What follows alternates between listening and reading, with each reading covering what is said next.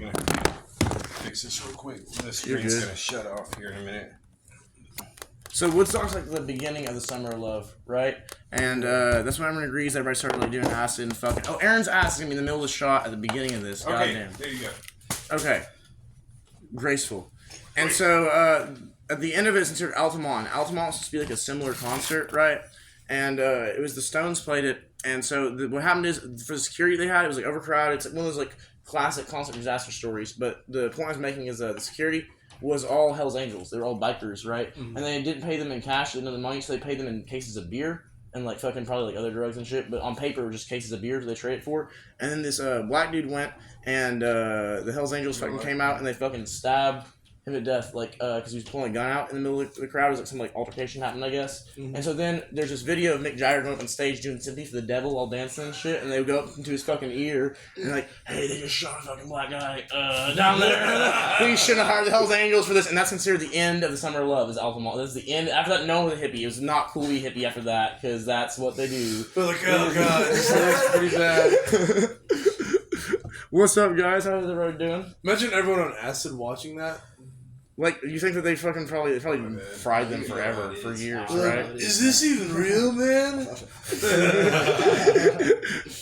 And you know that they were thinking, oh yeah, we're just gonna hire a bunch of bikers in cases of beer. What could possibly go? A bunch of people on acid with bikers. They're drunk. That aren't getting paid any money. They're in the sun dealing with. This could not go bad. It was a Rolling Stones concert, man. It was You know, there's something good that happens at Rolling Stones Actually, concert. mixing anything on LSD is a whole other level. Fuck that shit.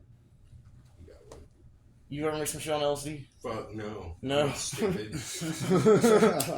I gave a friend some acid one time who had never done it before, but I didn't know until after he took it. And he was also very drunk.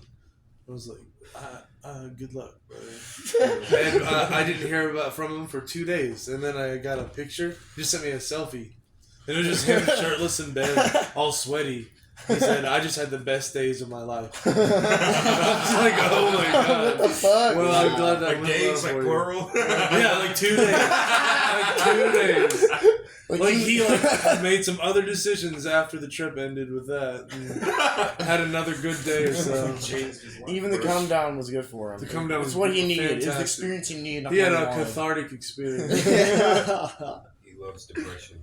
You know how white people go do ayahuasca in the Amazon? Yeah. We just went to our boy's house and he just mixed a couple drugs and a lot of beer together. Threw some shit together and he corrected his fucking side. He no longer has PTSD. You can say he's fully healed, like completely. That's fucking awesome, dude. I love. Who came up with that? Like, all right, this guy. Robert Hoffman, the LSD guy. Using psychedelics. Albert Hoffman. Albert Hoffman. That's how it came up with LSD. Yeah. But I meant like using it to treat like fucking like, hey, this guy's a fucking veteran and he went to war and he fucking served his country and he thinks bombs are off his head. Let's give him some fucking Molly, bro. He needs some straight ketamine, dude. He needs ketamine. My dad, they said that. Let's just make veterans the happiest people ever. They're just comatose, bro. Let's just neutralize them. Just 30 pills a month. That's fucking what they need, though. Really, that's what they need, right? Just like then you go out into the woods and take a bunch of Molly mushrooms. for the military. We're in support of that. No, we are support of that. Fuck that. You'd sweat to death.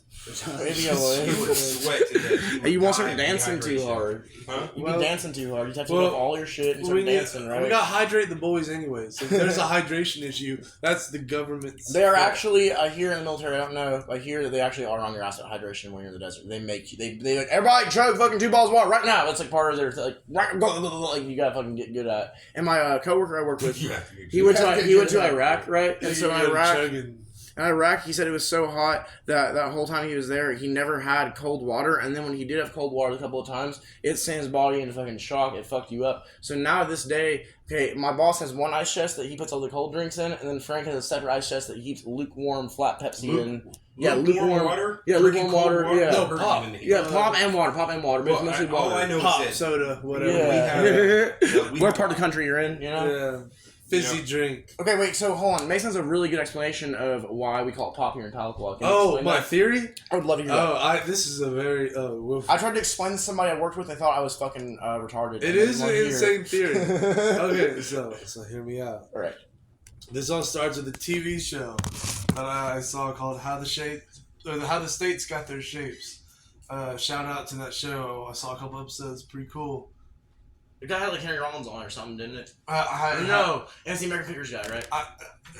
Maybe he kind of looks like Bill Will, Nye. whatever the fuck his name is. He had a Bill Nye vibe. I watched an episode of that show and it told me about states, like the state of Franklin. That he was like a geographical Bill Nye. He was like a more milquetoast, like meatloaf. He's like Bill Nye. Bill Nye. Bill Nye, where the fuck are you at, guy? How did the states get the names? Okay, so there's an episode talking about why people call soda pop, whatever, soda pop. You could also say like Coca-Cola. Why do we all call it different things in different parts of the country? Some people don't even know that we do, probably. Right. But on this map, it had color-coded just areas of the U.S., and it showed areas where people tended to say one version over the other. And it had in the north and northeast, a lot of people said pop.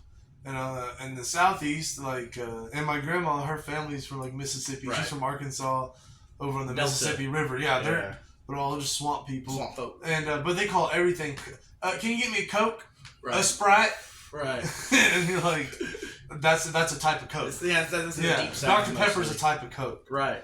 Pepsi's a type of Coke. So if you go in a group or in a what room, type like, of Coke you guys you want a Coke? No, it's what type of Coke you want. Yeah. So you guys want a Coke? Everyone's like, yeah, I want a Sprite. I want a Dr. Pepper. Yeah, exactly. Yeah. And to my grandma, she said that a little bit when I was younger, but she's cut that shit out now. Yeah. I had to correct her. At 70 or something. You told her, no, this is pop? Is that what you said? Was that So your no, version? listen. If you're gonna move to adjacent to Oklahoma, then You guys are saying pop. no. Okay, but this is the reason why. I want the reason why. A personal experience though. When I lived in Fort Smith, everyone said soda. You're right. And that tended to be the Midwestern all the way to like the West Coast. Everyone says soda. Right. So if you live basically anywhere west of the Mississippi River and not south of like Texas or Arkansas, you probably say soda. Probably up in Canada, a lot of people say soda. Maybe pop if you're up over in Quebec area or something. But everyone says fucking soda. And then you see a map of Oklahoma, and everyone says soda for the most part. Except. And then in northeast Oklahoma, which is modern day Cherokee Nation, Where we're at. it says pop. It's in color coded red, which is the same as the northeast. And so you wonder why in Oklahoma everything's blue, where everyone's soda saying, and why are we saying pop? And my theory, and this is like a. This makes sense. I can add to this. I know what you're about to do. So in the Civil War, or not the Civil War, War of 1812, the Cherokees, they had allied with the British previously in the American Revolution. That turned out where America won, so it didn't turn out well for the Cherokee. So they sided with America in the War of 1812 and thought, hey, let's be on the right side. Classic. It's the Italian way, right? Yeah. Let's just try not to lose this time. And win side of history. And so a lot of Cherokees fought with these War of 1812 soldiers. And you look up at this time when sparkling water was around. And it's been around for a long time. And people in the northeastern part of the region... Or no, this was a Civil War. Right, Civil War. That's right. Oh, so it was during the Union versus not the War of Confederacy. 1812. Yeah, that's right. You're right. Our listeners Got will confused. Aaron with that later. Yeah. Yeah. No, don't edit it. I was wrong. I meant the Civil War. Right. I'm really That's high where right it changed now, sides. and that's fine. So in the Civil War, of all the 5 tribes, the Cherokee, Creek, Choctaw, Seminole, and Chickasaw, those are the 5 quote-unquote civilized tribes. In Oklahoma, they all sided with the South, except the Cherokees, half the nation, switched and went with the North. So you have a lot of northern soldiers in northeast Oklahoma because they're allied with the Cherokees, and maybe the linguistic reason on why we say pop is connected to when we had northern Yankee soldiers around here in Oklahoma, and they probably said pop. And then everyone, I guess all those Confederates say soda. Well, So if you say soda or Coke, the reason why I can do this further is that Jocelyn, okay, I get fed. You're picking a side. Say pop if you're an American. Way down in the land of pop, or sorry, No, way down in the land of soda, and Coke. No, so add to that, the Confederate Army, so Missouri, for the most part, even though it's a southern state and it had slavery, y'all can look this up, fought for the North. But the Confederate Army made it as far as Joplin. And Joplin, I think they say fucking Coke or soda. It's like the pop thing was out of place. Someone thought I was a northerner because I said pop when I was over there. Like where my dad's at. Yeah, Shit. as soon as you cross the border. Yeah. As soon as you leave, everyone, did they say soda? Justin Joplin, I bet Justin Joplin, because Joplin's as far as the Confederate Army got into Missouri. As far as they took over.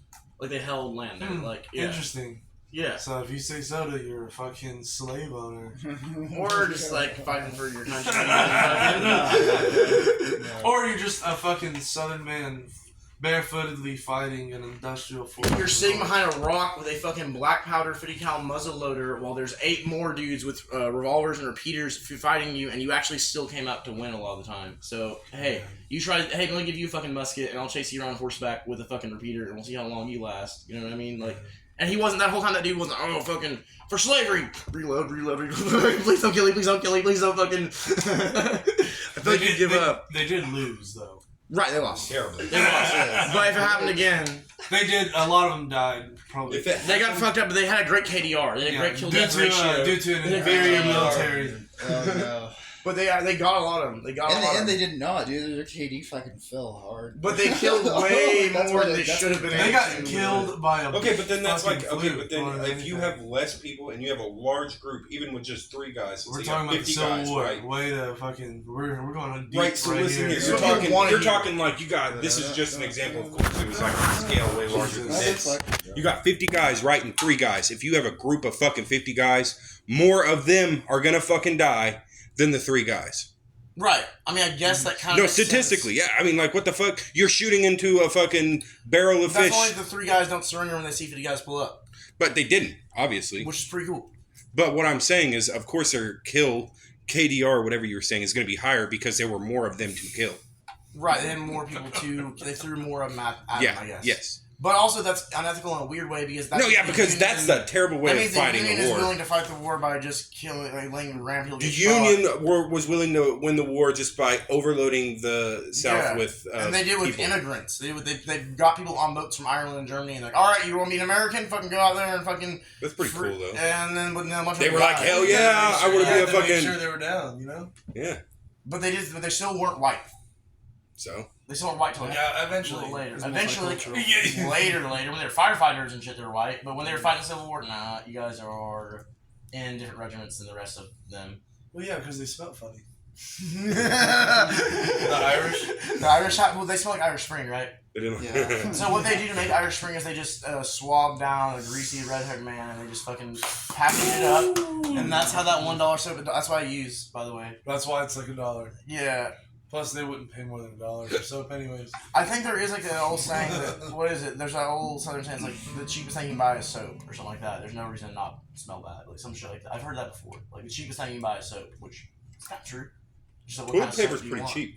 Toilet paper's cheap. Deodorant's pretty cheap. Deodorant's not cheap. It gets cheap. You can get like $1.26 for like a little travel size. The travel size ain't gonna last you more than like 2 weeks. I mean, I don't know, like I'm sweating my ass off. I can't go. I have to get big.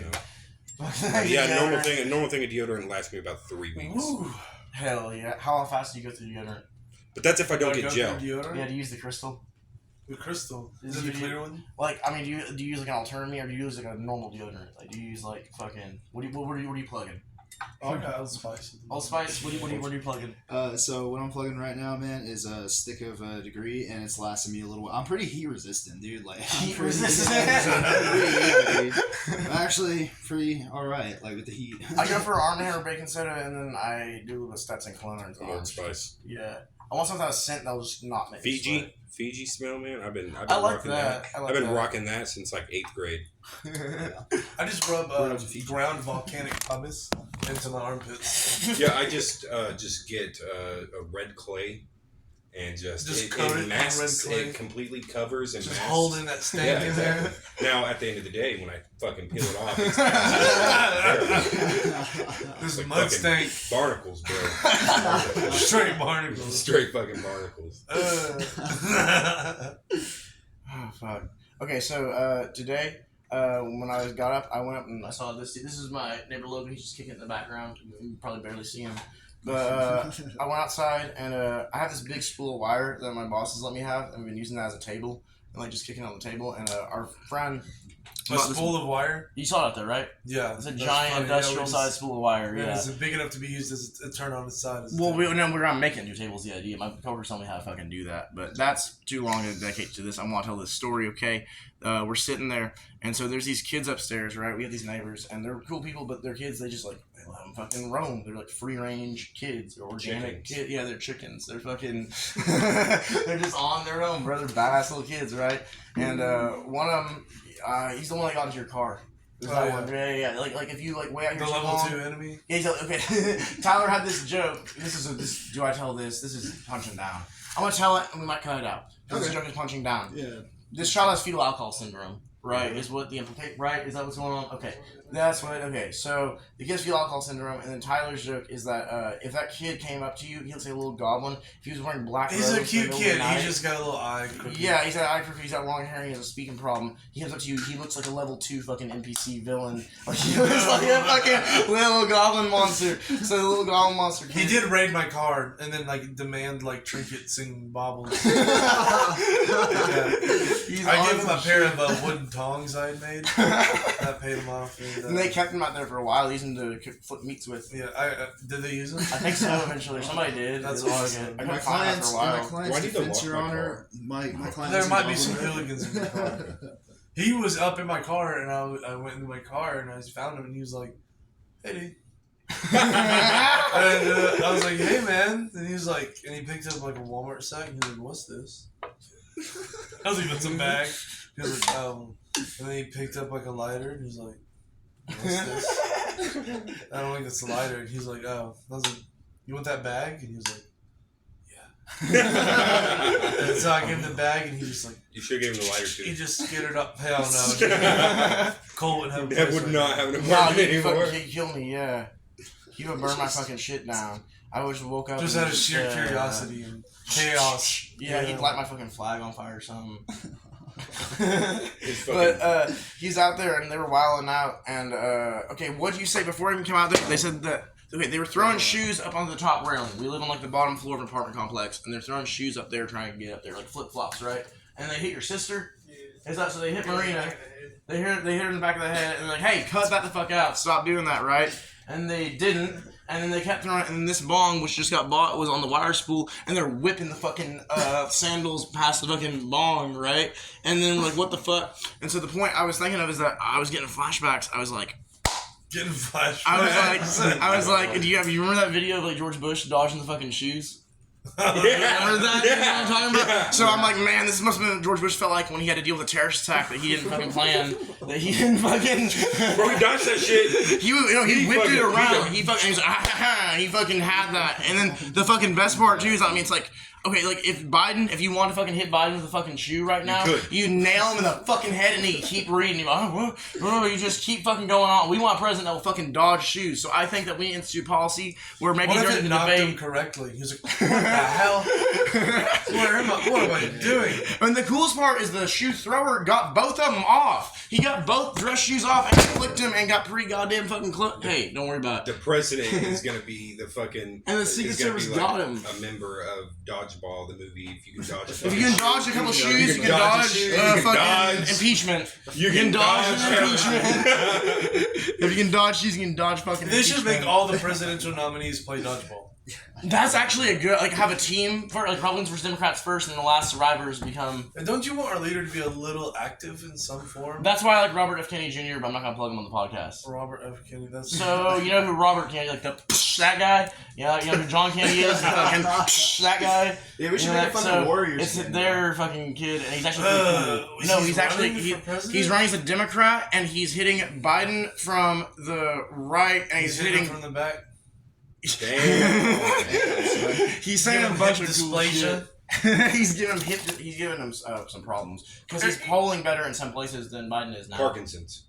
Yeah, and so here's the problem. Here's the problem that he has. He doesn't have Parkinson's, but the Kennedys, they're inbred, right? Like, they come from that long line of Irish inbred fucking king people. And they right? smell funny. And they smell real funny, and they fuck a lot of whores, and they fucking drink a lot, and they do a lot of dope, and they're fucking awesome, right?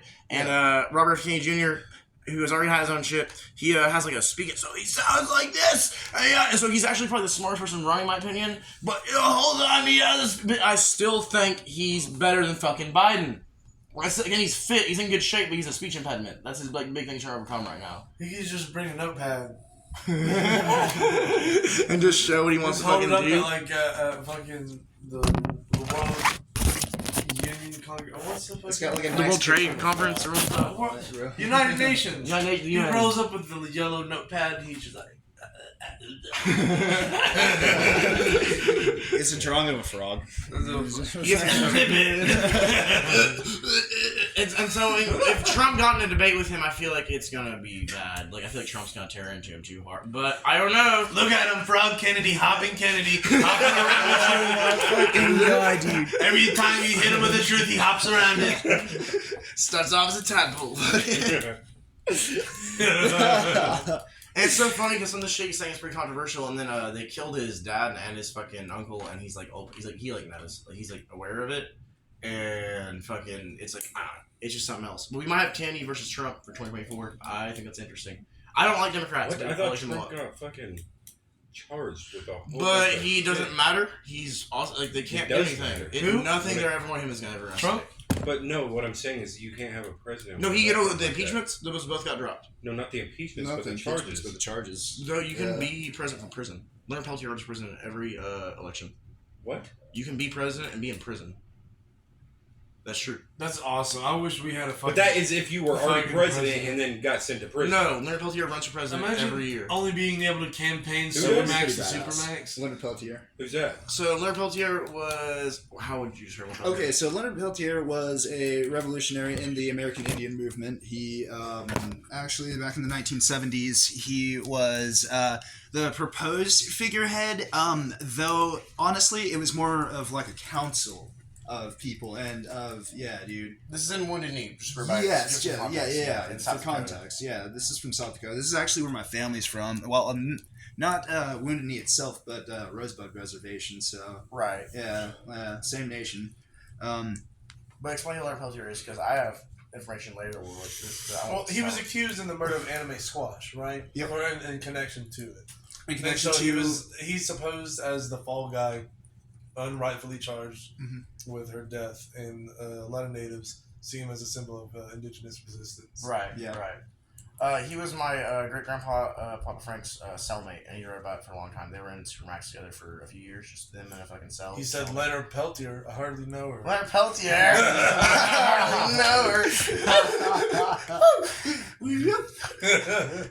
And then he maintained. Dude, that was a Three Stooges moment. We just all went like a little hoot and holler. You were just. That's just So just slap somebody. I just reach over and slap her. I start spilling my drink. I have a tiny hammer. I'm just start bonking one. Hey, so I meant to ask you, man, how's the bear repair thing going? The bear repair. Oh, I just finished with my bear repair. So we talked about it in the last one. Yeah, I'll recash it a little bit. You know, there's go this ahead. big bear statue that these rich people, and let me get this right. There's some nice people, but there's some interesting people. And they have a bear statue with cracks in it, and I had to get up in there and fill it up with some wood shimmies and glue it. Like and epoxy? carve it. Not epoxy. I just used. How big is the statue? It's like 12 feet. It's a big old wood. What the fuck? I thought it was a little thing. No, it's like a giant white oak log, about 12 feet tall. I do like woodworking and things, but I've really never hire him. Hire me for. I'll fix your bear. No, I do a lot of other cool shit too. Make bows. I make dugout canoes. I make all kinds of shit. Look me up, Sakonga, on Facebook. Fuck yeah.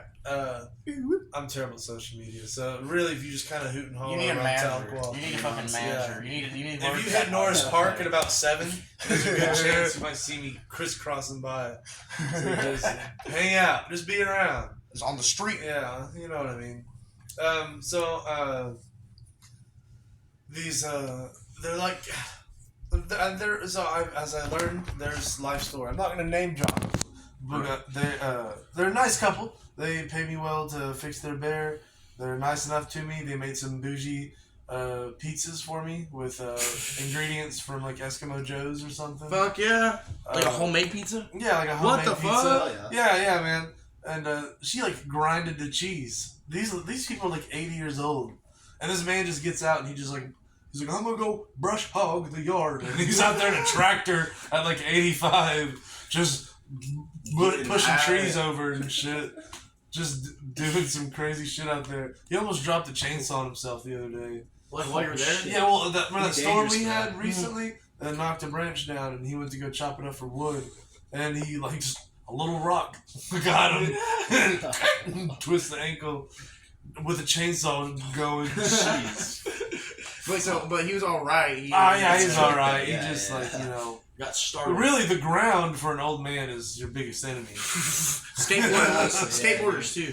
And for skateboarders and old men, the ground is a worthy enemy. But okay, so you've been doing this contract for him, and then you said you had something on the last one. Is that about it?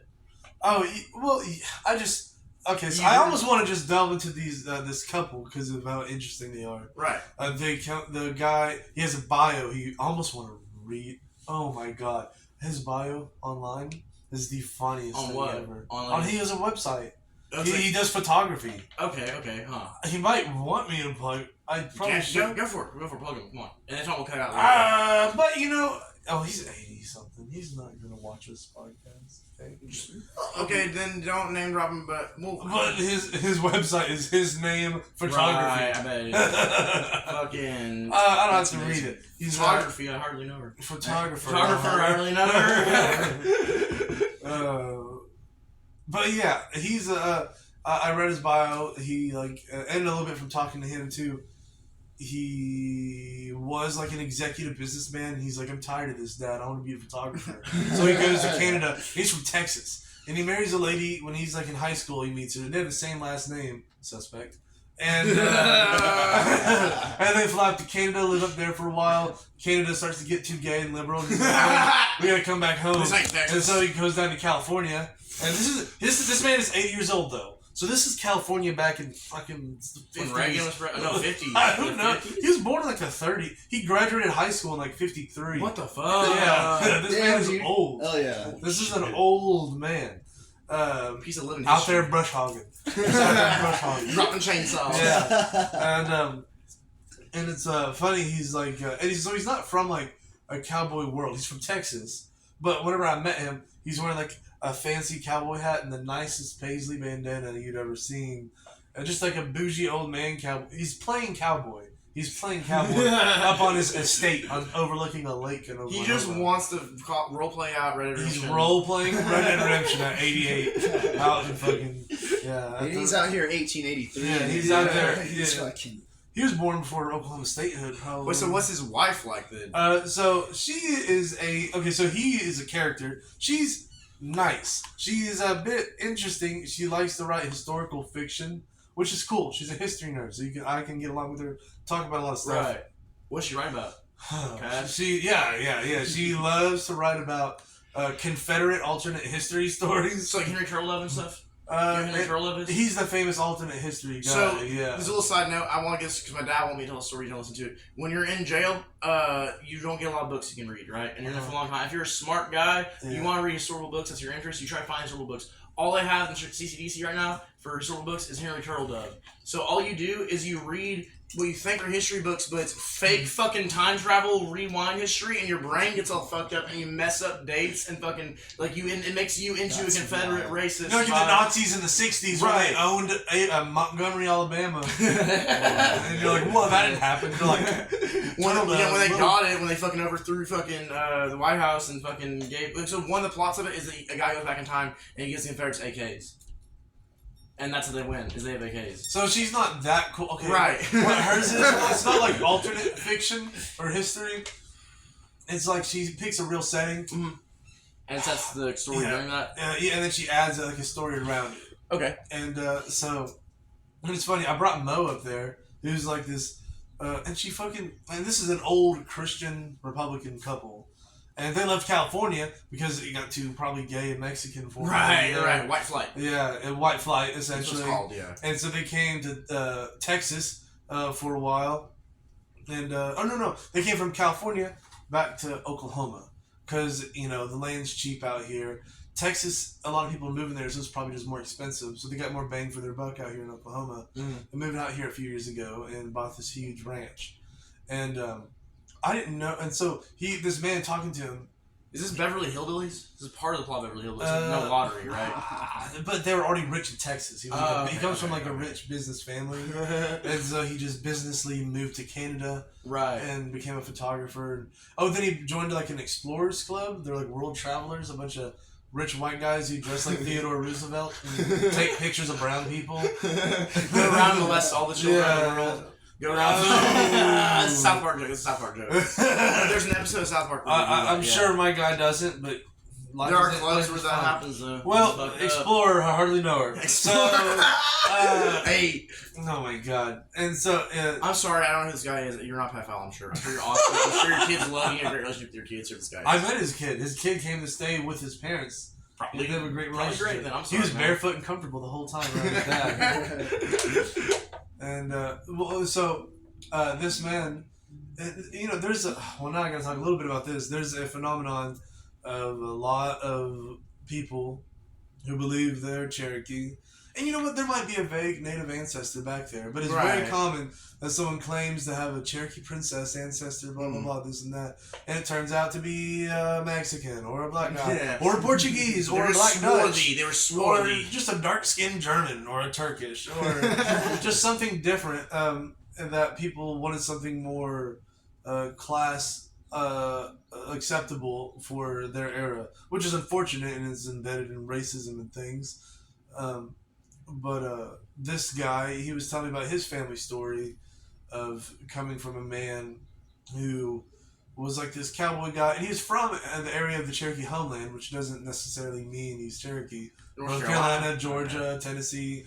And he has this whole elaborate family history he told me about an ancestor of his that is Cherokee, and he couldn't really prove it until he had another Cherokee who was an actual Cherokee validate him to try and get him on the rolls here. Everyone's probably heard about the Indian rolls of white people trying to get land and things.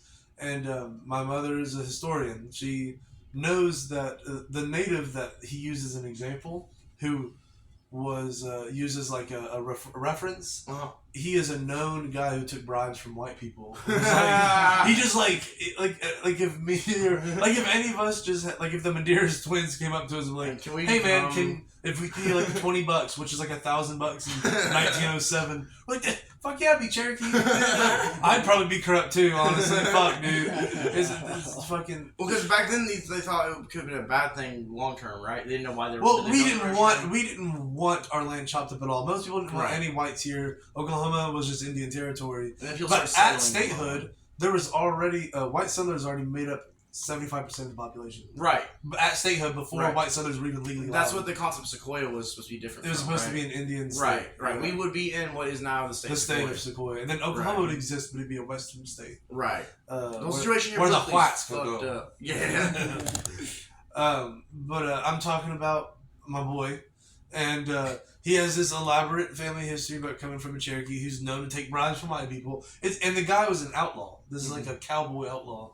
It lines up. He'd be like, I'm gonna get me some Indian land out west. This is my next plot. I know my wife's mad at me. She's like, why do you just keep shooting trains and losing everything? And I'm like, I got another plot. We're going out west to Indian territory. And they go out there, and he says, hey, I'm Cherokee. The guy, his name is Watt Christie, famous father of famous Cherokee outlaw, Ned Christie. Right. But his dad was a little fuck around, you know what I mean? Yeah. He was your boy. He was your hookup. If you're a white guy needing a couple acres out here, he was your boy. And I'm not one to hate from a historical lens. Unless it justifies every moral position I have personally. I'll hate him if it makes me feel better my personal views in day to day. And but that was funny, so I chuckled. And so this guy's probably just the white guy, honestly, who's just like, I'm half-ish, gonna come from Pocahontas. He wants to feel discriminated against. America has a history of white people that want to feel discriminated against. They want to feel like they were challenged. Well, no, at the time, it was if you're Indian, you can get some fucking land. Well, yeah, too. At the time, it was, can I fucking get out of this? I'm fucking dirt. I want something. Land is hard if you can get it for free. God. And so he descends from this guy. And so this man has had this life story his whole life. In the last years, I assume he's not going to live. He's in his 80s. Maybe he'll live to 143. Who knows? But with modern medicine, he could outlive us. He'll outlive Hunter for sure. Oh yeah, dude. Honestly. He'll be out there just brush hogging at like 215. He'll be like connected to a brush hogger, like he's just a cyborg. Neuralinked. All he wants to do is push trees over for eternity. Just cyberpunk. His little cowboy hat taped on his fucking brush hog. He's still got like one estate, but the rest of it's like floating, like fucking graffitied on, like around him, bro. Like And so he buys this estate in Cherokee County, Oklahoma, and he's like coming in his pants about everything Cherokee. I'm over there, and he's like showing me this bear statue. And this statue you can pull up and see inside a Bass Pro Shop, wearing like a camo hat, ironically. And, it's like what he bought, right? Yeah, it's a giant, like someone carved it with a chainsaw. I've seen him. Yeah, it was chainsaw art, which it was cool, yeah. But nothing native about it. It's just a fucking bear. I mean, bears are native here, but I don't fucking sure. But he kept seeing, I want to keep the Indian character, the Cherokee character of the bear. And it's just the one bear, like it's a bear with like a round face, like a fucking just a slightly off because it's just a man's carving with a chainsaw. yes. And so it's a real Mexican looking bear. It's more of a Mexican kind of Ecuadorian type of vibe to this bear. He's 12 feet, so maybe he's Swedish. It's like, yeah, I'm in Sundberg, not German. That wasn't even real German, I was being racist. Whatever. They won't get it. Yeah, the Germans know. That's one of the last people we can make jokes about still. This is German. Because, they did that thing. Shout out Nico Weissenberger. That's his German exchange friend. That's my one German friend. Fuck yeah. Justin, where your fuck your last name was? At Springfield Mechanical, you're a dick. I hate you. I hope you fucking die. You fucking piece of shit. You're a fucking dick. You're a piece of shit electrician. You're a piece of fuck you. Oh my god. Okay, so this guy has spent his whole life just thinking, oh god, I'm gonna be... He came to Oklahoma to prove he was Cherokee finally. Yeah. In his last years. And lived the rest of his life as a Cherokee cowboy. He wanted to find himself. So, before he figured out he was Cherokee, he's like, let me go buy this $2-3 million ranch before I figure that out. Let me buy he knew the whole time he's gonna look for it. He knew inside. What if I moved to fucking Thailand, I was or Japan or Korea? I was like, guys, I think I'm Asian. I think somewhere. I think my great grandpa fucked a little Thai boy. And the Thai boy gave birth to me. Yeah. And to me, I'm half Thai. I'm half Thai. That's vulgar and indecent. Hey, I apologize to Thailand pedophiles. I apologize. You guys are fucking great people. Gee, that's not. Hell.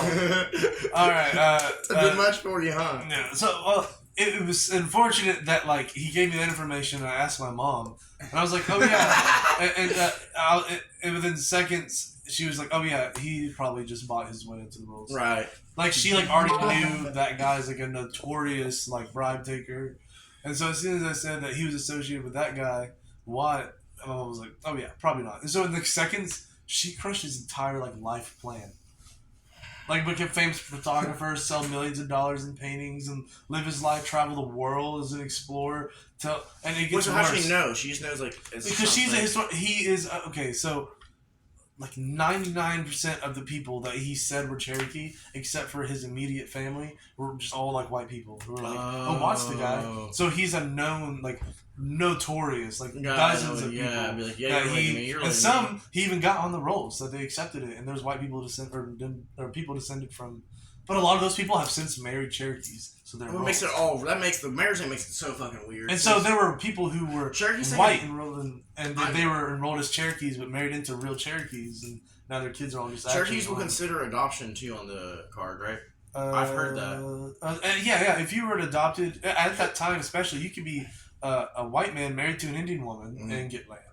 Then you were adopted into the tribe. You were married in. I mean, like now, like if a Cherokee couple adopts a white kid, that kid gets a card. I know there's a kid, a white kid adopted by a full blood couple decades ago, and I haven't met him, but I was told this story by people who knew him. His nickname was Cotton in Cherokee because he was white, like cotton. And what's Cotton in Cherokee? I don't know. I can't remember. Oh, you're alright. But he. Sorry, put you on but he spoke. No, you're good. Fuck. Speak your language, motherfucker. Speak it.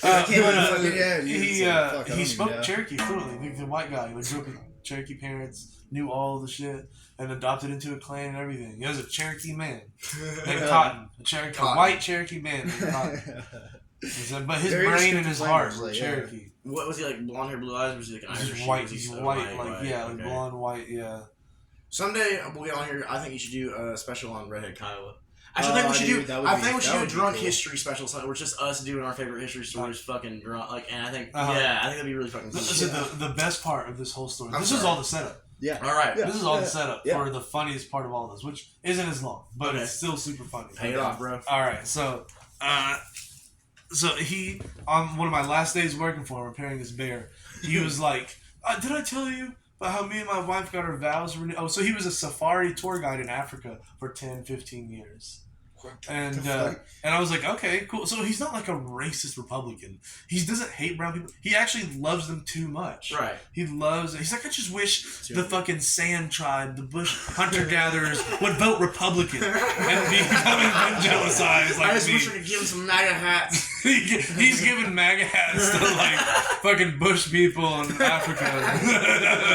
He loves the brown people. He's the ones who go to Mexico and just take pictures of the guy selling elote. You're like, my friend amigo. This is a guy selling corn. Amigo. Can I get some of this elote, amigo? And you're like, yes.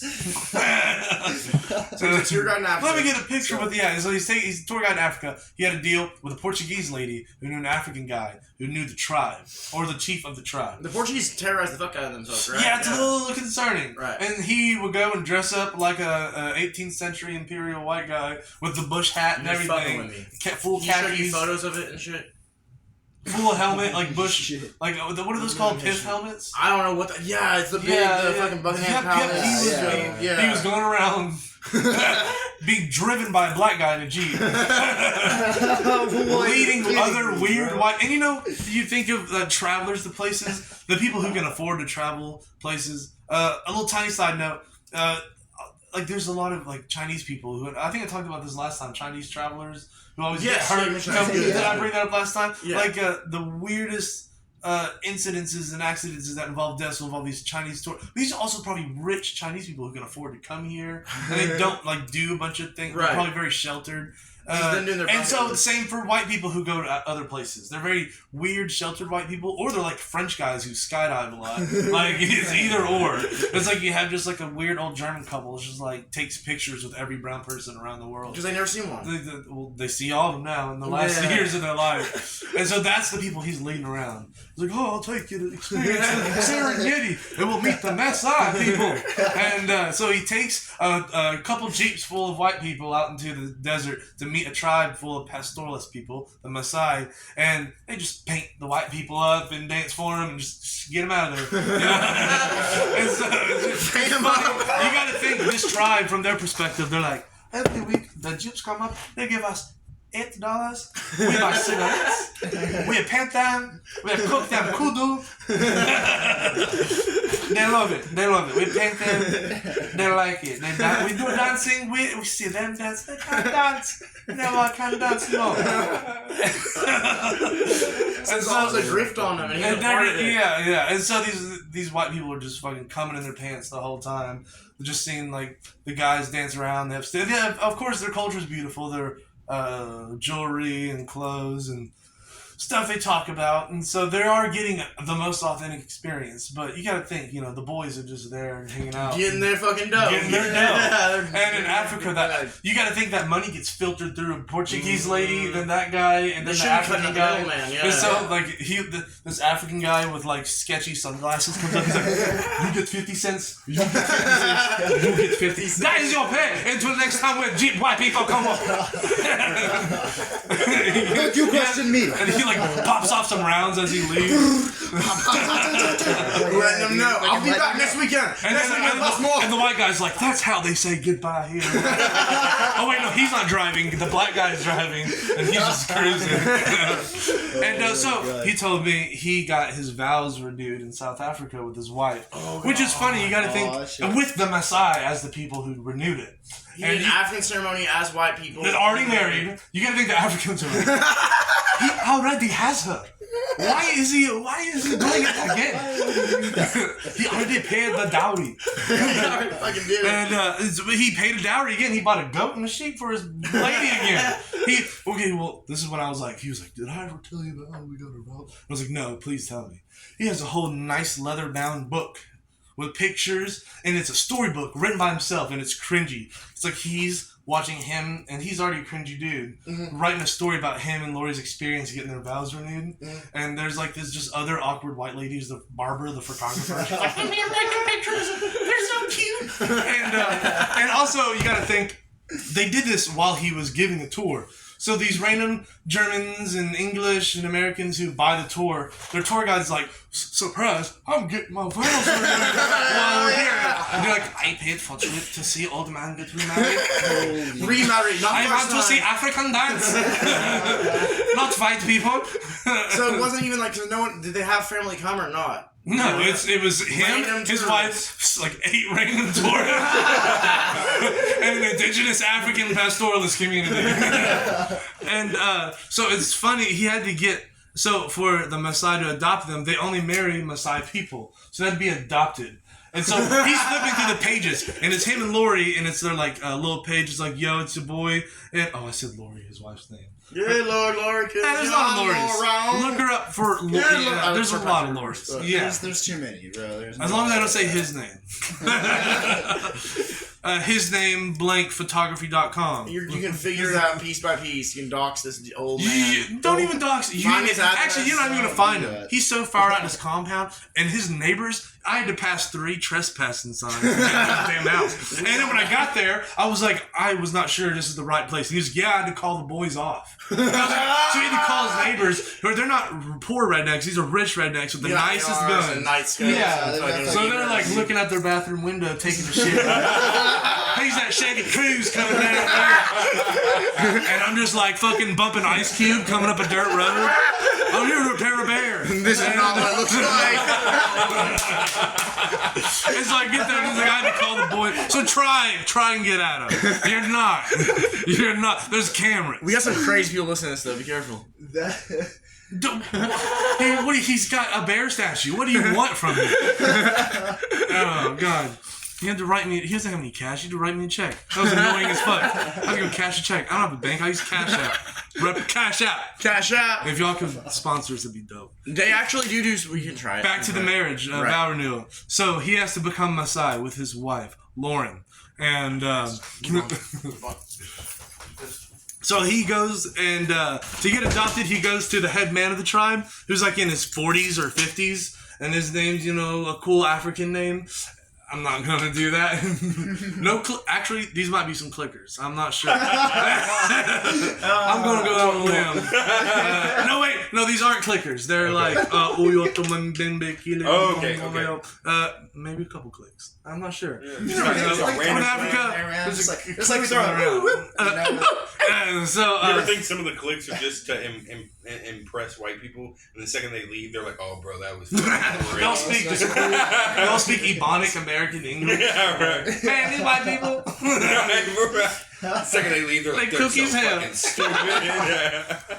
They're just doing the Dougie out there for white people and cheese. And so he has to get adopted by the chief of the tribe. So this guy, he's like 70 years old at the time, and he gets adopted by a 40-year-old man. Who's like the chief of the tribe. Yeah, he's adopted as the chief of the tribe. And there's pictures of all this. So he's getting painted up. He's like a bald old white guy. He's tall. And the Africans are like this tall, and he's like way taller. And the whole time during his marriage, he's wearing his Crocodile Dundee clothes. The entire time. He's got the hat on and everything. The entire time. He's got the entire khaki. This isn't his marriage. This is the renewal of vows for someone else in a different country. Like, yeah, right? Like, this is like his second time he married the same lady. This is the same lady. Got married, and now he's renewing his vows with her years later. That means he fucked up. I'm just saying. That means something happened. He fucked up. No, this couple loves each other. Really? It's great. It's actually kind of inspiring. They've been through a lot. Since high school. They went to Africa. Yeah, they've been through all this together. That's really... Who am I? They're nice. They're actually, to me, the nicest people ever. Are they kooky, weird, and funny? Hell yeah. And I love them. They're the weirdest white people, but I love them. Can you say how much you made? Can I say how much I made? Yeah. I made like $1,000. I think that's good. Hey, I think that's good. Yeah, that's good, man. Yeah, pretty cool. I'm fucking proud of you. More if you include the Eskimo Joe's pizzas she made me. That was the whole fucking journey. That and repairing the bed. Hell yeah. Huh? Was that it? You got more? Oh, just a little bit more. And then she got had to get adopted by like a 90-year-old lady, so that made sense. She was like the elder lady of the tribe. Lady? Yeah, because she was like the only alive elder lady of the tribe. It was like the chief's mom or something. They had one? Huh? They had just one older woman? Well, I guess she was the oldest of the most important. I don't know. I didn't ask that much. I was just looking at the pictures. Yeah. And so she gets they make it a complete outfit for her in traditional Maasai clothes, and a complete outfit for him, and he's all painted up. But he puts the clothes over his khaki clothes. She like dresses up traditionally. He's like wearing his button down khaki shirt, and then puts on like a cape. He looks like a fucking gay magician. And for my next trick, colonialism. You're all been working. He pulls smallpox out of a hat. Western diseases. Oops, I dropped that.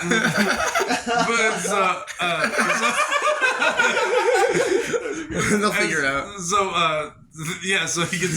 You gotta think the African dude. Whenever the guy comes back and they're like, now that African man, you think he's like, I have a white son. Over in America. I have a white... He's older than me, but I have a white son. He has a lot of money. Yeah. And they're like, you have a white son. He's like, yeah, full white, taller than me. A big white man. So he's just out there flexing on his giant white son. He's like 30 years younger than him. Or older than him. Yeah. This is my son. Oh, and they gave him a name. And hearing this old guy, he was like, they named me Yata Caneta Bimba Clermont Nimba. I was like, and I was reading it, and the letters weren't matching up. And I was like, well, you gave it your best try. You gave something in that ballpark. Yeah. His own African name. He's like, it means like some cool, like brave kudu. I don't know. It means grifter. Probably. It's just grifter. Oh, and he said before they gave me a name, he was like, they called me Mazungo, which means what, man? But he used that on his thing he goes by first name Mazungo, last name. And so that's like his cool nickname. Like if you went by Yoneg or something. They call me They call me Usti Watali. That's what my great warrior name. Yeah. It means Brave Eagle. Brave Eagle. Proud warrior. But yeah, they get married, and then he's like, they stuffed grass in my boots to represent vibrant pastures for my cows. Stuffed grass in your boots? What the fuck? I bet they were like, he's so fucking stupid. I'm like, I don't know, put some grass in this shoe. We got him, man. They're paying us $80 for this. We got him. Do you want the cigarettes or not? Do you want the cigarettes or no? You pack grass in his butt. Here's a machete pointing at him. Boop, boop, boop, boop, boop. Marry them. Boop, boop, boop, boop. Fucking God. You may not kiss the bride. He was the priest. You may not kiss the bride. Boop, boop, boop, boop, boop. You're like, this is so romantic. Kiss her good. And then the scared tourists are like, Jesus! Everybody clap! You know that at the end of that fucking vacation, though, they were like, God damn it, I went to Africa and I saw some shit. Like, I fucking went to an African wedding. Fuck that. Oh, and then he showed me, the worst part. Here's the ending. He shows me the dinner. So they didn't stay at the village. God, no. We're not going to sleep in a hut. All those people fucking probably said. And so they go back to a glamping tourist, like, camp resort with, like, AC tents and stuff. And there's like a little dining hall where they have an African-themed cake with the patterns on it. And so the little man and wife that go on the top are little carved African figurines of little black people to represent him and his woman. Not many statues, but like just eccentric African statues of a man and a woman. It's cool, but it's a black woman and man. The cake topper, yeah. And but imagine, so you see the people sitting at the table, all the tourists. All the white people. You can imagine who was sitting there behind them with things waiting on them with a bunch of black people with white suits and gloves. It's real American. With trays. It's a lot like Texas. I serve shrimp cocktail for the white people. They love shrimp cocktail. I get to take home extras. If it falls on the floor, I get to keep it. If it falls on the floor, I get to... If it falls on the floor, it is mine. Hey, that's a rule here too, man. You fight like the little critters, like my shit. Fucking a lion paw comes from under the tent. No, not in my tent. We cut this out. She said that was amazing. That's fucking awesome. That was awesome. That was awesome. You got a lot of that. Sick. Like, hell yeah. All right, Hunter. We came here to do something. Goddamn, okay. Hunter had a fucking crazy ass weekend in Tulsa. He brought back a little souvenir. Now we've been talking about this for a while. These guys are a little more progressive than I am, so they went to Pride in Tulsa and they probably had a great time. Hunter got himself into an adventure here, and he has found a legitimate. What is it? Okay, so this is an excerpt. Okay, hold on. Let me. My reading glasses on. Like, yeah, dude. Yeah. My seeing glasses. So this is an excerpt from an essay written by Guy Baldwin, which has been published in Drummer magazine in the 1980s. This is not a complete list of protocols, and this list can change depending on the city one is in. Very few men maintain full compliance with all these rules all the time, and some flatly refuse to follow these rules they personally objected to. But to be included, one was expected to follow at least most of these rules most of the time. So now, this is not a strict set of rules, this is guidelines to live by is what it's saying, right? Now what it's saying, right, is this is for leather fetishists, right? And this is, yeah, dude. I met a bunch of leather fetishist stuff there, right? And we got to talking a little bit, and they wanted to... Right? Yeah, they at the Eagle up in Tulsa, and where's that at? Let's get a shout out. Oh, okay, well,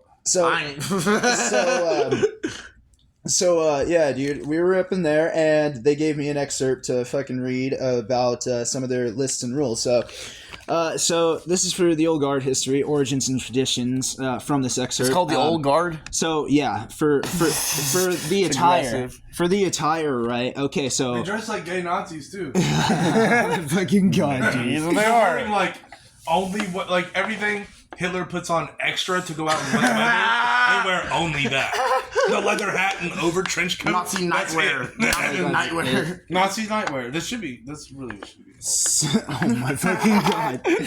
Stop. Hugo Boss. That's who actually designed that shit. We can edit that out, I think. It's okay. They're not Nazis. I was JKing around. They're actually gay, right? So no, they're gay. They're into leather, right? They're into leather very heavily. Yeah, they can be, but they're not strictly. Okay. Yeah. Leather fetishists, they're not gay strictly. Like they can be. The dude from Juice Priest is a leather fetish. Robert Halford. Yeah, he's into that. So before, go ahead. Oh, so the attire is always wear boots, butch ones, and preferably black. Butch ones, not those fucking femme lesbian boots, but butch ones. Always wear a wide black leather belt, plain, not fancy. Never mix brown leather with black leather. Like, never mix chrome or silver trim with gold or brass trim. The more they talk about not mixing, I'm more about to change it. Do not change the colors together. It's going to be matching. Long pants only. Levi's are leather and no shorts. Ooh. Miscegenation of skin. Chaps indicate more commitment than Levi's, and leather pants more commitment than chaps, especially when worn consistently. So wait, I can't wear tight leather shorts? They have to be long leather pants every time. Or chaps. Huh. Assless chaps. Well, most chaps are assless. Chaps are pants you wear over your pants, generally. Okay. Yeah. Just saying. Sorry, I don't know. Jeez, Assless chaps is. No, they're all assless. There are no chaps with that. If you've been to My rodeo- chaps always have an ass. My ass chaps. Anyway, so leather jackets must have epaulets. Bike riders accepted. That's the epaulets are the shoulder thing. Yeah, the shoulder pads.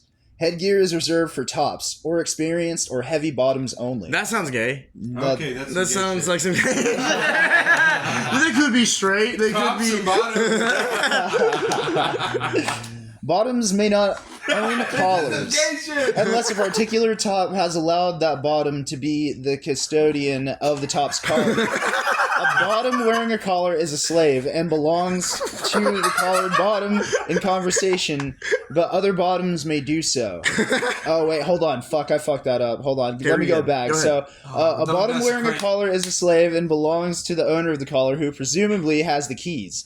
Other tops are not to engage a collared bottom in conversation, but other bottoms may do so. Should... What do you mean you lost the keys? My dick is locked. Where?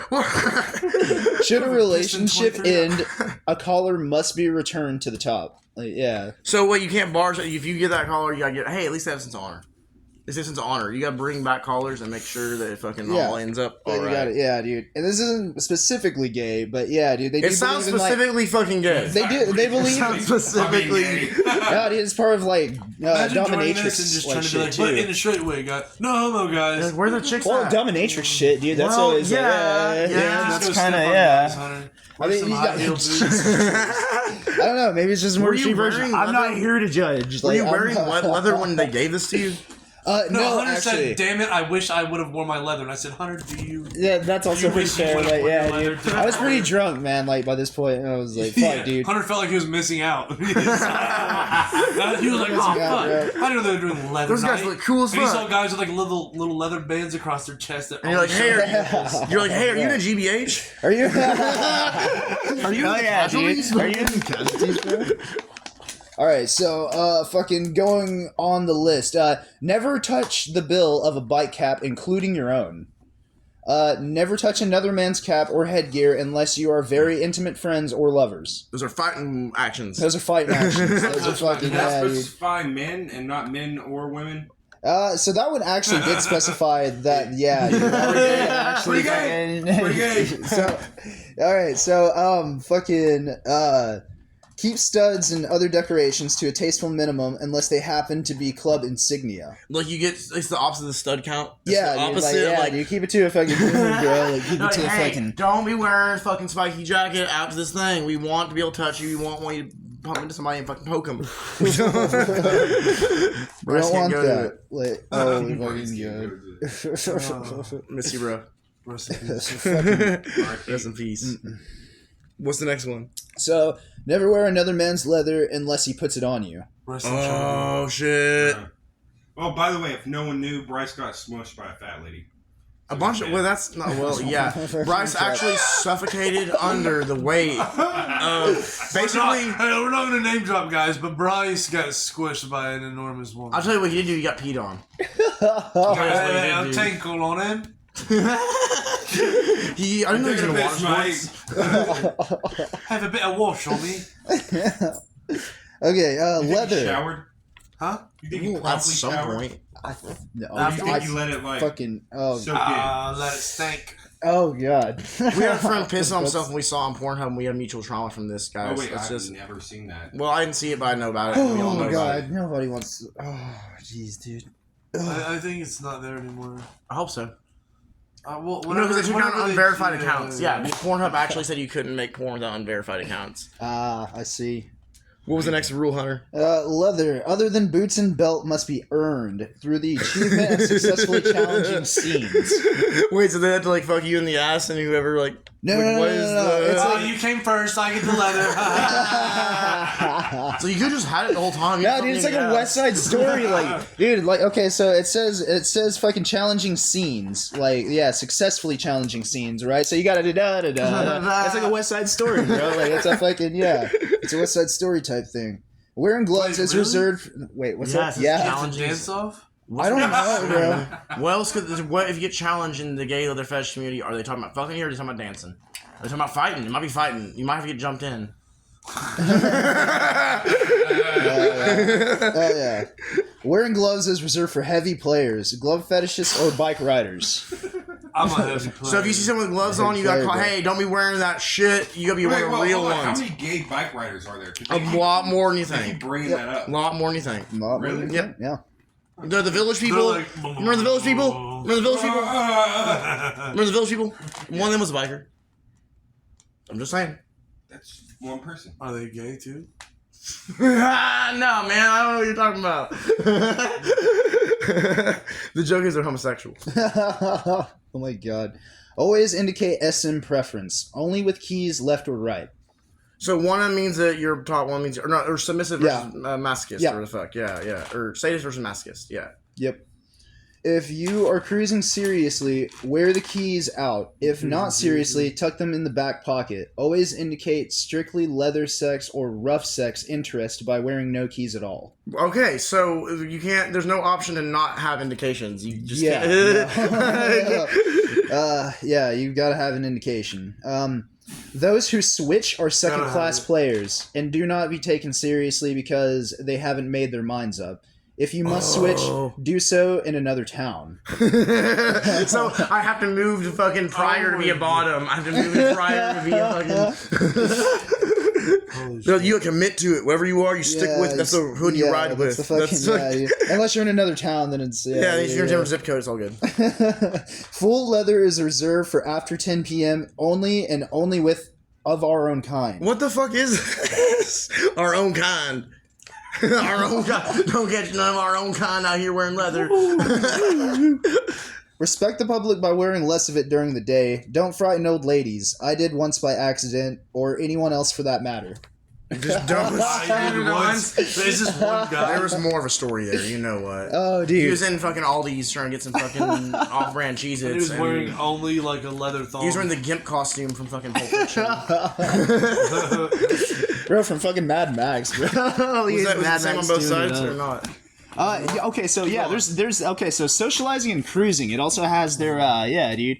So that was just attire, bro. That was just attire, man. Like, so experience in the scene determines social seniority, top or bottom, not age, not size, not amount of leather worn, and not offices held in organizations, awards received, or titles won. How do you win a title? Is there a belt? Is there a fucking... And he comes out with a chair. So tops and experienced bottoms should be accorded higher respect and deference until they behave rudely. All are expected to observe rules of social courtesy. Bad manners are inexcusable and. No, I'm bad. Fuck me in the ass, but just say thank you afterwards, please. By all means. Sorry, man. It's a little bit fucking rubbed out, but and lower fucking something status in the scene. It's fucking half-ass fucking removed. I've had this for a bit. You've been studying. You've been memorizing this shit. In the scene, thereby reducing access to the knowledgeable people for information or play. Real Leathermen keep their word. They do not borrow or lend money. They conduct their affairs with honor and integrity. They don't lie. There's a code of honor to this. There really is. Don't borrow or lend money. Like, They don't lend either. Hey, man, only hold 5. No, I'm a leather man. Preliminary social contact should be on the formal side. Senior persons, top or bottom, are not to be interrupted when in conversation. Don't fucking cut me off. I'm talking to my cub. Or I'm talking to my young man who I'm fucking... These are gay Nazis. This is a pretty gay episode so far. There's a gay theme here. It's about to get real gay. Oh, fucking... experience being equal, tops lead the conversation. Junior tops defer to senior tops and senior bottoms in social situations. Junior bottoms defer to all others in the same scene, but not to outsiders. Okay. When walking together, bottoms walk a half step behind What the fuck? and to the left of tops with whom they are involved or playing. It is up to the top or the experienced bottom to extend a hand to invite a handshake. All touching is highly restricted during initial contact between strangers. Never overindulge in drugs or alcohol in public, or otherwise attract Overindulge. I mean, you can do it, just don't Get our hands. don't Make us crazy, look yeah. bad when we're out Yeah. here in leather, walking in step with our hands to one step Damn, behind. Hunter, could you join the leather? Not I fucking couldn't. Please take your hat off and try to put it back on, not touching the bill.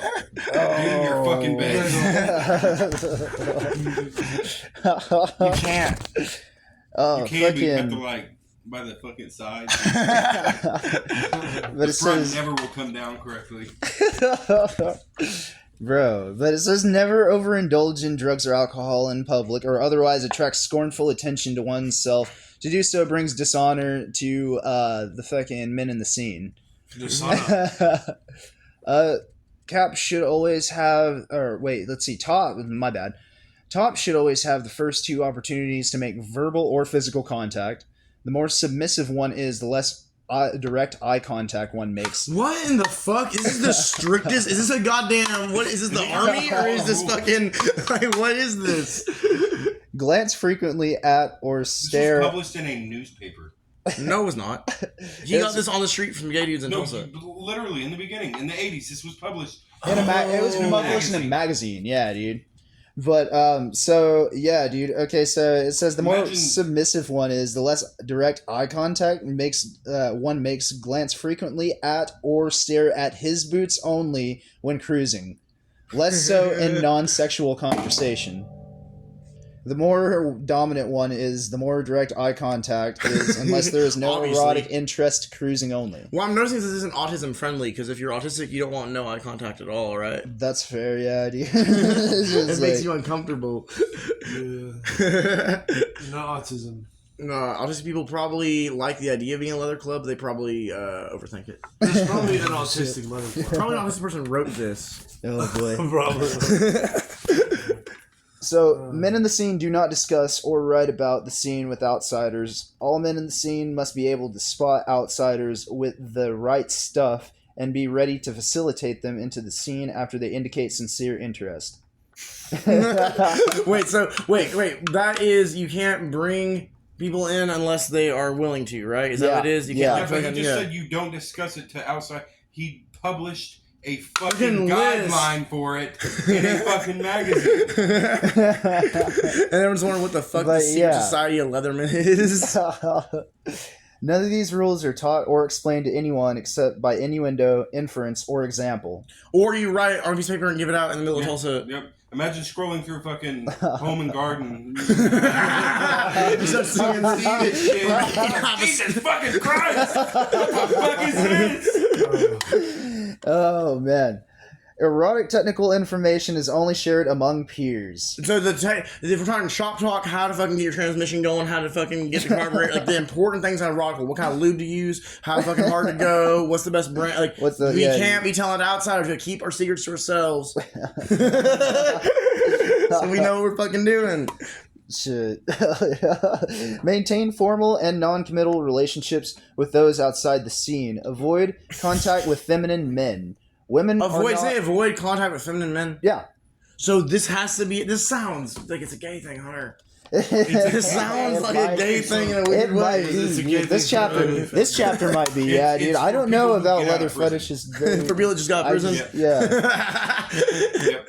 I want to be tied up with leather and shit. Shit, I'm not gay, but I fuck guys in the ass.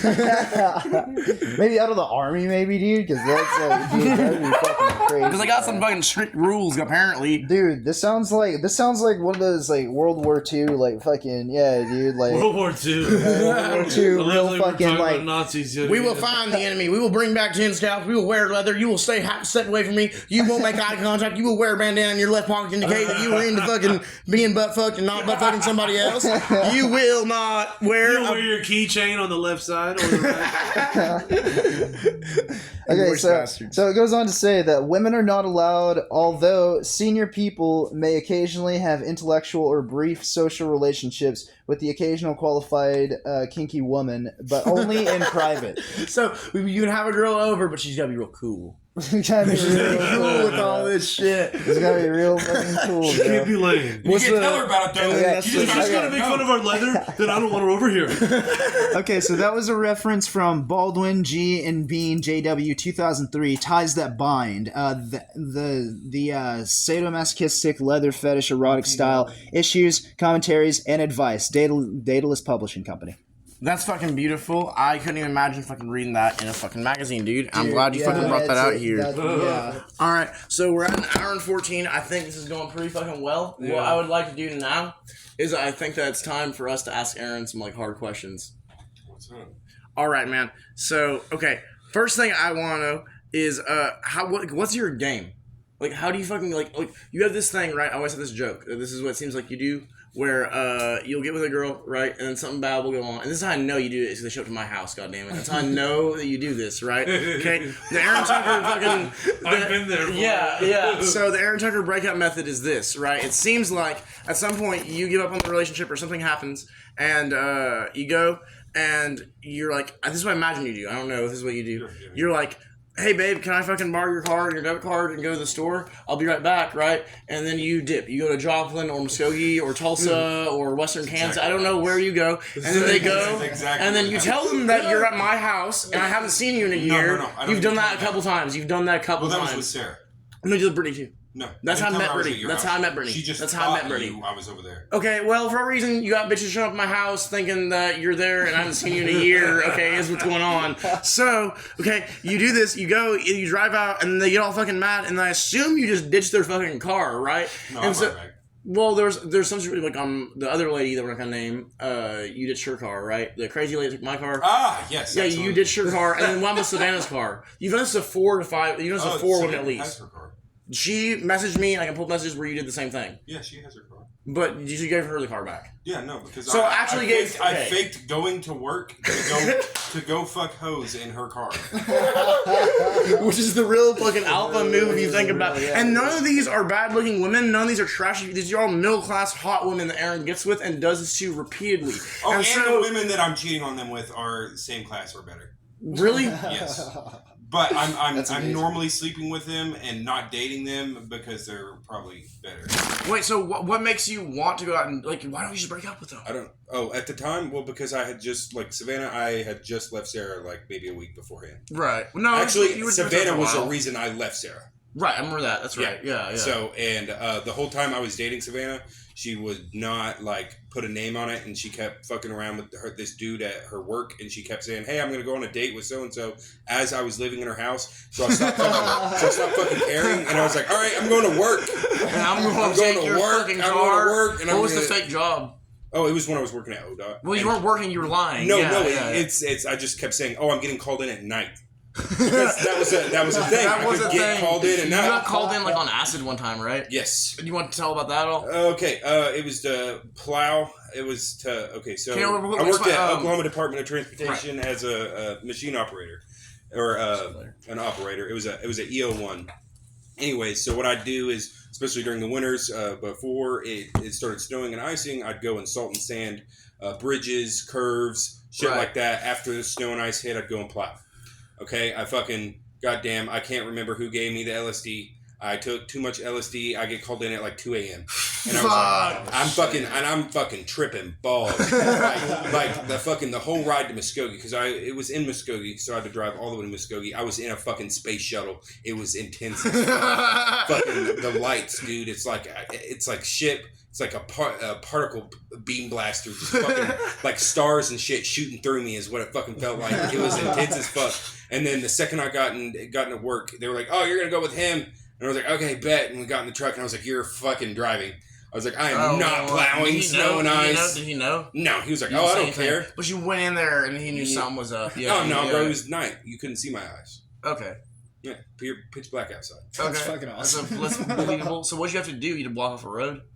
No, we had to plow a road. At 2 a.m.? Yeah, it was snowing. Yeah, it's before everybody goes out to work and shit. Yep. Like, yeah. Okay. But I got paid double pay the whole time. Fuck yeah, dude. Fuck yeah. Hell yeah. You kept that going for a while, and then, can I ask, if I remember right, I don't know, so with you, you're so legendary, it's hard to tell fact from fiction sometimes, and from things other people, like, you're like Michael Jackson. You are basically like a Michael Jackson at this point. Like, people can just tell me shit you did, and I'll just believe it. Like, I'll just fucking... Did he buy the Elephant Man skeleton? Did he fucking, you know... That's a John Mulaney joke, I stole that, but that is a John Mulaney joke. Shout out to that guy, you know.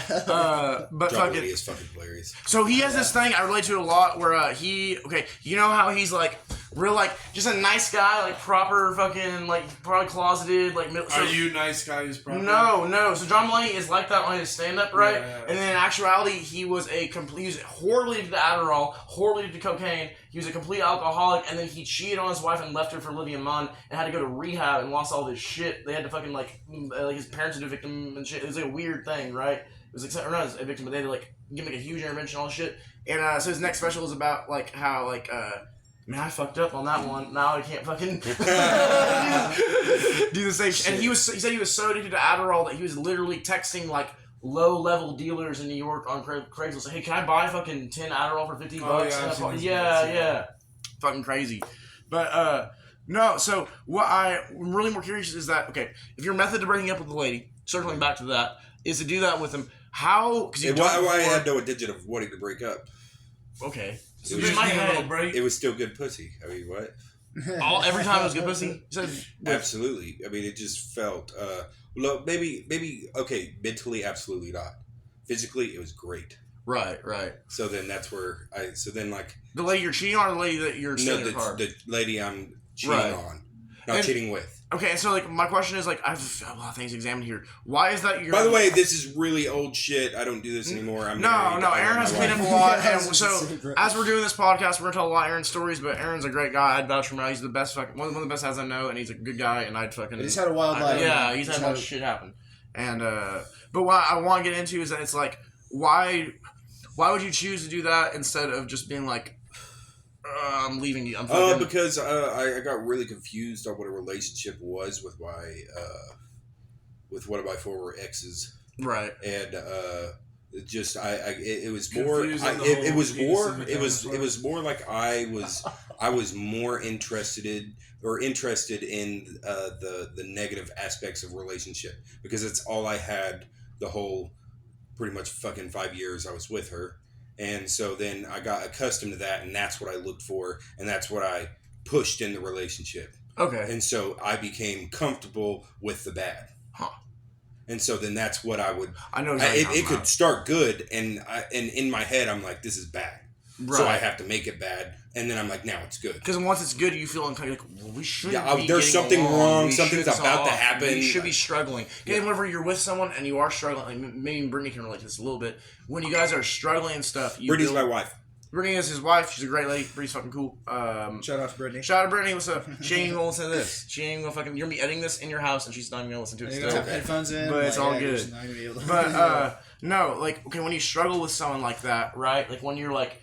Getting by, like just bare, like you're living like on the means of it, and then shit starts to be normal, and you guys, it feels weird. It feels like why, like we bonded over the struggling. Why are we not struggling? That's how we got to. That's how I know I love you is that we stayed together, right? Over the hard times. When it's not hard, you just sit there and you think about it and you want to fucking fight. Is that kind of what you're getting at? Yep. Okay. And not only that, but like the whole like why I didn't just leave when I went with her, not fucking like Savannah, her not fucking.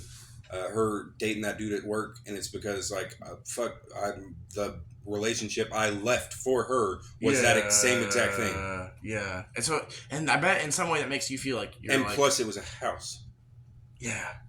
Wait, what do you mean? You've been there? It was just a place. I never went to Savannah's house. No, it was a place. Man, I would like to say if I've something when I think I stay with them for that reason. That's I haven't been there. No, you do that. I don't do that. I've done that. I understand people that do that, but that's my goal was never. I couldn't use my penis. In the beginning, that was not it at all until she wouldn't stop seeing the dude at her work. And then it's like, okay, well, I don't really. And then I was like, I don't fucking care anymore. But then with Sarah and the other lady, and the time that it kind of happened with Brittany, it wasn't that right. No, with Brittany. So what happened with Brittany at the beginning of our relationship? This was before Brittany knew anything about methamphetamines. I went on a fucking 3-day bender. Yeah. Yeah, and so I fucking hid out until I sobered up and came back. Well, and she's still with you, and that's good, and I'm glad you're Yep, and the second I came back, I came clean to her. It's like, this is what I did. You can leave me. I don't blame you, but I'd like it if you don't. Can you tell about your second date with her? I think it's really funny. Can you talk about that? Is that cool? Second date. The one where you guys smoke crack. Okay. This wasn't second date. This was like maybe. Tell the story. This was like maybe 2 weeks after we started dating. Jesus Christ. So listen here. Well, me and Brittany have known each other. We were on the. It was me and her that created we were a robotics team at Sequoia, and that's how I met her.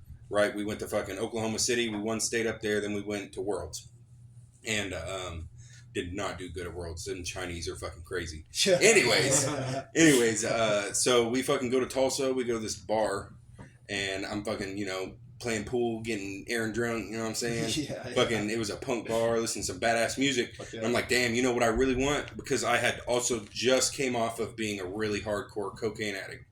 I was like, I really want some cocaine. I was like, that would be great. And so I walk out the bar, but, I'm in Tulsa. I don't know anybody there. I walk out the bar, and there's this black guy standing there. And I was like, hey, bro, can you get coke? Just instantly. And because he just looked like the guy. He was like, no, I don't know where to get coke, but I can get crack. And I was like, fuck yeah, let's go get some crack. And so he gets in my car. We go to his aunt's house. Oh my God. No, we go to this fucking trap house, just like 47 black people, just all in this house, walking sidewalks, just in and out, just fucking getting their sacks and shit. I'm in there just like cooling it, just fucking bullshitting with, like, I'm the only white person there. Finally, I get my crack. This guy's like, hey, bro, you wanna go to my aunt's house and help her move boxes? And I was like, fuck yeah. And we go to this like scummy ass apartment. I'm sitting there like fucking hitting the shit out of this crack. Oh yeah, let's fucking go. Let's go move these boxes. We pull up. I fucking go up, and that's all it is. We're just fucking moving boxes of Moving the fuck out of boxes. It's fucking 3 a.m. by the way. We're moving boxes from this black dude who I had just met to buy crack from out of his aunt's house down to the bottom floor because she was old and couldn't do it. She was like, oh, thank you. And she gave me crack as a payment. She gave me more crack as a payment. I was like, this is fucking awesome. I'm just fucking driving around Tulsa smoking crack in the hood. It was fucking sick as fuck. And eventually he got really weird and sketchy and dipped out of the car and left his phone. And we fucking left. And we went, and Brittany hates this story to this day. But the point is that after all that, she looked at you and she said, I want to marry that man. She was like, what the fuck is that? Dude, you know what's fucking- crazy? Okay, so she was married for 5 years before that. Right out of 18, like fucking military husband, like stay-at-home wife, blah, blah, blah. She comes back to Oklahoma, and she gets to smoke crack. This is life 2.0, you know? Yeah, This is like- I don't condone any of this. I'm clean now. No, It's just hey, we're fucking- gonna say this is not. I love you so much, man. I'm glad. this is just I good want you history, want to tell bro. these stories though. These need to Yeah. be told someday, and Olivia ain't gonna ever hear this. I don't care if she does. Well, I'm hopefully- gonna be honest with her about my life. I'm proud. I'm so fucking good about that. You're gonna tell her like you smoke crack in Tulsa? I'm not gonna give her the whole rundown, but I'm gonna tell her The whole that yeah, I smoked some crack. Are you gonna tell her that you like? Oh fuck! I'm trying to think of some good ones. That me and my I fueled my friend's cocaine habit for So bad, a whole so bad. fucking- So I wasn't addicted to cocaine. What happened? Shut up! Can I? Okay, we might cut this out because this is not the best time of my life. This was not the best time of my life. This was during the pandemic, right? And we didn't know what the cure for COVID was at the time. And me and Aaron found out that the cure for the coronavirus at that time was whiskey and cocaine every day, over and over, and just straight Jim Beam and cocaine like a fucking. That was the cure for... Yeah, we didn't get sick until we stopped. We didn't get sick until we stopped drinking new cocaine every day, and then we were sick as fuck. But You think withdrawal symptoms and COVID symptoms are similar? they felt like it. They Yeah, I think so. I don't know. What- I never. It was just all too. Bro, that whole period of my life is just. Yeah, I got It's like a there. buzz. Well, there was that I remember that better because there was also a month that you weren't even a part of where it was me and my ex, and we were addicted to fake Xanax. And I'll say this because she'll fucking verify it too. We had a month. It was a whole month where we don't remember what the fuck and we fought a lot. Like we'd wake up fight, and then I woke up and I was landlord of Trimble. Like that's not. It was right around that time. Like about the end of the bender was, and we were fighting a lot, and then we woke up in a different apartment. with a different fucking like. Were you like, what the fuck? We both were black. Like, when we fought a lot, and we don't remember what any of the fights were, or what any was about, or what the like. It was just like it just skipped a month. Like it was fucking weird. You know what I mean?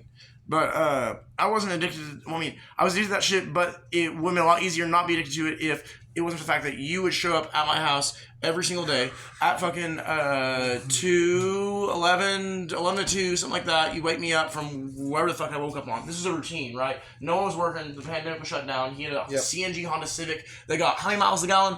I got like a full tank would take me 300 miles, and it cost me like $3. Like $3. Like it was like CNG Honda Civics are the most gas efficient car. In Tahlequah, Oklahoma, I looked this up. My boss told me this has the cheapest CNG prices in the U.S. It does. In the U.S. In the entire U.S. It's Tahlequah. It's weird. It's like $1 a gallon. It's $1 a gallon, and you get like 30, 40 miles a gallon on a Honda like that. No, you get so a gallon. The tank holds 3 gallons. Oh, so okay. It's it would, small, but it would take me 300 miles. Okay, that makes sense. So it's more You get potent 100 miles a gallon? Yeah, pretty much. for $1. But if you ever get in a wreck, you're talking about a compressed tank in the back of your car that is going to fucking explode. But you show up, and then you show up at like 2, and then you do all your fucking blow, and then about 7, you're like, all right, I'm going to Tulsa, and then either I'd go with you, or I wouldn't, or somebody else would go with you, and turn this thing, and then if I did go with you, we'd go, and then about 11 p.m. we'd end up getting it, and then we would stop either in a Quick Trip bathroom. It was the same bathroom every time. Quick Trip every time. It was Quick Trip bathroom. I don't know, which one is that? The one in Wagner. It's outside of Wagner. Yeah. Yeah, we saw in the Wagner bathroom Quick Trip, and then we would pass each other because Under the stalls. Gayest shit. It was like, and then we came back there years later when we were sober, and I was like, man, I think the first time I've been here with a man in the Quick Trip bathroom. Wow, this ain't the first time I fucking. But we would do that, and then we get to the point where you were literally driving, and I was cutting up lines for you while you were fucking driving, and then or take the steering wheel, fucking. And that's how bad it would get. Then, after a while, you burnt a fucking hole in your nose. You sold your TV. You sold everything you had. You stole my girlfriend's tax return card. You blocked me for a year, or like ghosted the fuck out of me. And then my cocaine addiction was over magically. Apparently, I no longer do cocaine once the dude that shows up at 2 p.m. every day doing coke, stealing my shit, and making me. And the most fucked up part is you stole our tax return. You bought a bunch of coke with it. You came back, and then you didn't let me do. Like, you give me like you got an 8-ball, and I didn't give me like one line out of it. You like bullshit. I did that whole fucking thing. No, you didn't. No, you didn't. I remember getting pissed. I was like, man, you could at least give me the fucking drugs he sold with the money from my girlfriend. Again, you could at least not skip me on that, you motherfucker. Oh my fucking god. We might cut that whole out. I'm not proud of that point in my life. I don't know. Me neither. That was a different time, though. That was a different time. I made some mistakes, and we're doing a lot better. One time I did like 35 tabs of acid within like 20-something days. What the fuck? Yeah, I had a bunch of acid, and I do like some, and you're supposed to wait a couple weeks. And if you don't, your tolerance is really high, so you gotta do more. So a couple days later, somebody would get some, and they'd be like, "You want to trip with me?" And I'd be like, "Yeah." And so I'd take 5. Now we're at 7. Then a couple days later, someone else would be like, "Oh, Jason, do you want to do it with me?" I'm like, "No, I just kind of fried already." And they're like, "Come on." And I'm like, "All right, 6." So now we're at 13 hits of acid. 4 or 5, 6 days later. You want to trip? He's like, give me 20. You're fucking 20. Your brain don't even work at that The point. most I took was 9 hits. You took 9 hits after once. Right. That's a And lot. it felt I like fucking- 4 hits. Holy shit. Okay, I've never like taken them back to back like that. But most I ever did was like I took 2 of the fucking sponges. The fucking sponges. gel tabs? Yes, the gel tabs. And I they met hit God. you hard and I quick. met God, bro. Oh my god. And he was in a cat. Oh yeah. I fucking hate that shit. Dude, I took 4 hits one That's time. awesome. That feeling you get Not right fun. here. Yeah. You know what I'm talking about? Anyone? And then the fucking spine, Yeah, dude. The yeah. spinal shit, dude, just makes me want to like, And then you get Also, like, you get also this like heavy crackhead. chest feeling too. yeah, dude. When Yeah. you smoke cigarettes, you're like, Feels good. yeah, I love I it. love cigarettes and acid. Yeah. Man. Fucking The Office, their faces were just melting. Oh god, dude. That's I was like, yeah, this is good. And then I looked at Brittany and I was like, I can't watch TV. Fuck this shit. I took 4 fucking hits, and there was a shadow person with a mohawk following me around. Hell no, I wouldn't deal with that. Oh, he was cool, man. He's cool, man. He had a fucking blue mohawk. He's cool, bro. Like, don't worry about it. Hey, at least, so even your hallucinations are fun. I guess so, dude. I did not know that was, a thing, but he had a blue mohawk. I guess it was because I was at fucking Fire Rock, right, dude? And I took 2 hits of acid. So you just saw a guy. Yeah, maybe the guy was following you around. It's like a dude following me around. He took acid. I'm gonna follow him. Yeah. Easy there, Rumbo. Nah, that's pretty cool. You think so? Yeah. Well, I don't like knives or guns. I'm against violence. I'm like, not for this. This is your knife. I know. But it's just for decoration. That's a big You can decoration. decorate someone's inside. Decorate someone all the way to ER. This is You an can rearrange expensive Decorator, I decoration. hardly know her. How much was this? We're at 133, which actually, I mean, it's longer in the first one, but it's still shorter in the second one, and we're gonna cut some of this down, so it's not that bad. But we Yeah, can do start. like 10 more minutes. Yeah, that's what I was thinking. Yeah. Is there anything you guys maybe want to ask me questions you might have, Brent, that maybe you can get a good story out of? Oh, man. Fucking A, dude. Oh, If not, we got one, but I want to go. Gun range. All right, Oh, the gun range. Yes, All right. Yes. So, me and Aaron went to Camp Zeb, the gun range. I have a couple of really bad gun range stories. They probably shouldn't let me there anymore, honestly. Pretty cool place. It's actually kind of awesome, but I should probably be banned from there, but I'm not banned from there. So, shout out to Camp Zeb gun range. You guys are awesome. You don't fucking patrol anything, and yeah, it's cool as fuck. The terrorists out there. You will let terrorists out there and people that will hurt themselves. No, you're about to hear it. This was some shit. So we go out there. I'm pretty sure all we fucking had was my single action 22 Yeah, and you like had just handguns. fixed it and you were wanting to test it out? It was a little 22 like bolt action rifle and like a couple of handguns, right? Is that what we had? It was a 9mm in my Glock. Right. So we went out there and we go out there and there's this guy out there. He's by himself. This big, tall fucking dude with a beard. And what was he wearing?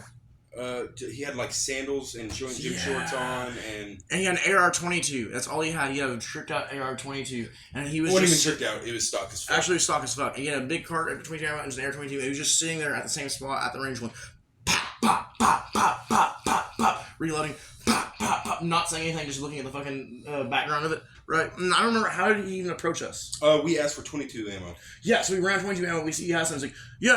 I'm like, oh, what kind of guns? That's cool as fuck. He's like, yeah, I got this because I'm about to go to Afghanistan. This is right after Biden was pulling out Afghanistan, too. This is really weird. He's like, I've got Afghanistan, I got feds looking for me. They've been fucking following me all the way over here. I'm just out here from fucking Arkansas, and I'm fucking on the run, and they're fucking coming after me. I gotta go to Afghanistan. I need to go there and pick up, because I was a special ops soldier. He's telling like all this like crazy fucking stories and shit. What else was he saying? He was like, okay, so what he said pretty much, he was like, I was in the Marines and I converted to Muslim and blah blah blah. I went to Arkansas. I went and me and my wife went to mall and I started a bomb threat and now I'm on the FBI's most wanted list and I'm on their watch list and blah blah blah. I'm considered a terrorist. I need to go back to Afghanistan to train. Blah blah blah. It just kept going and I'm like, dude, I don't want to turn my back to this guy. He's got a loaded AR-22 He's gonna while fucking we're at the kill shit me. where we think it's about to Christian. And so then, as we're shooting his gun and trading off ammo, he goes up. He's about to pin up a fucking a target. Right? He's like, look, see, the feds, they always leave a thumbtack for me.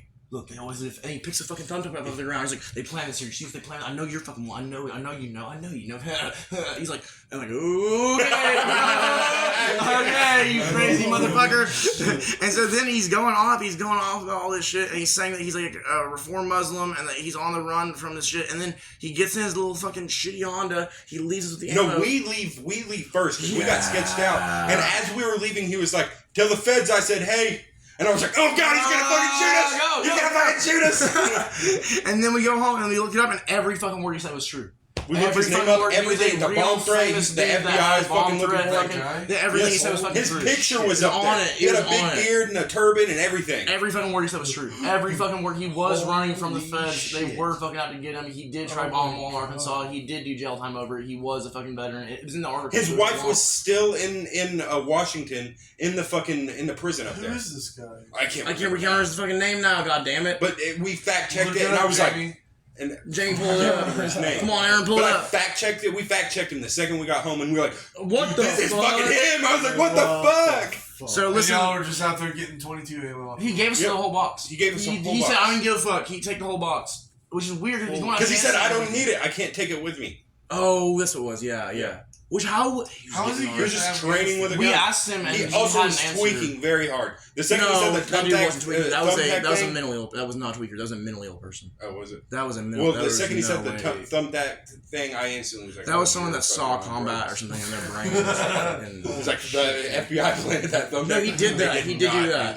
They Like, didn't. but he was That's convinced just a his cards were thumbtack there. that someone had dropped. Yeah. Hanging up their fucking Because someone sign. else shot the fucking. Yeah, they hung up there just not that long ago. What the You're at a fuck? place where thumbtacks would exist. Yeah, I really thought I was going Every to firing range I go to, I swear to God, God. there's always every firing range, including the one in Afghanistan. What a fucking badass. If he's listening to this, we should get him on. Dude, imagine him I love murdering him on the U.S. podcast. We need as many crazy tweaker schizophrenic people as Imagine we can. him murdering U.S. civilians in Afghanistan, and one of them drops a blue thumbtack. He's like, Jesus fucking Christ! Yeah! I knew it. Oh, man. Holy shit. Fucking rough, dude. But, I mean, at the same time, if I was going to be on the run from the feds, I probably would also go to Park Hill and be shooting my 22 at 3 p.m. on Sunday. No, I I was think in Park Hill. Yeah, this is the shooting range in Oh my yeah. God. This I wasn't love that Park far. Hill. Yeah, this is a wonderful, wild place, fucking Park Hill. It's like just yeah, he like, had a nice little truck too. Just hopped in. His No, I think he had a shitty No, old he had Honda. he had like a Toyota Tacoma. Yeah, I think you're right, yeah. There was someone else there at first and they left that's when a we pulled up, Tacoma right? kind of guy. Yeah. Tacomas are good for off-road. Tacomas are actually really He wild. looked like he had a lot Tacomas are of good for weird guys who do weird things. strangely, like everything, his vehicle was packed full of shit, but everything in there looked very expensive. I was like, why? But how crazy he was, I was like, how do you have this money? And he actually probably was a badass fucking soldier mercenary. I don't know what was going on. I don't know He like what stole was going gold on. from a pirate and he's been living off of decades. I just cashed Yeah, it. he caught a leprechaun. That's what it was. The FBI's like, if there is a man trying to use gold coins from the Middle East in the Bronze Age, I'm trying to cash them in a We gotta pawn get store, him. It's him. That's all right, but He's at BS and Yeah, he kept saying it. He kept saying too. Here's my name. Look me up, bro. I'm not. we did. Here's my name. Walk in Look me line. up. And we fucking looked him up, and his face was right there. And I was like, that was him, bro. That was right. I was like, what the fuck? He definitely I almost wish I shot remembered us. his name, damn it. We'll look it up again. There's only Yeah. so many terrorist bomb threats in Fort. It was in Fort Smith, I think. Fort Smith? I think so. It was or not Fort. Is it either Little Rock or it was either Little Rock or Fort Smith? It wasn't Fayetteville. I wouldn't know if it was Fayetteville. I'm gonna cut my mic off, and I'm gonna search it. Yeah, you're good. We can fucking wrap it up pretty quick. You ready for a wolf like me? Would you have anything else? No, we're good. That's a good podcast. I think we fucking knocked it out of the fucking park on this one, guys. Yeah, All right. This is Actually, I hate everything we just did. Man, quit fucking doing that shit, Mason. Come on. Everything sucks. Come on, what happened this time, bro? Come on. I'm gonna chug vodka and eat pickles and smoke cigarettes by myself. Eat some fucking sardines And I'm and gonna shit. listen to Unknown Pleasures on repeat. That is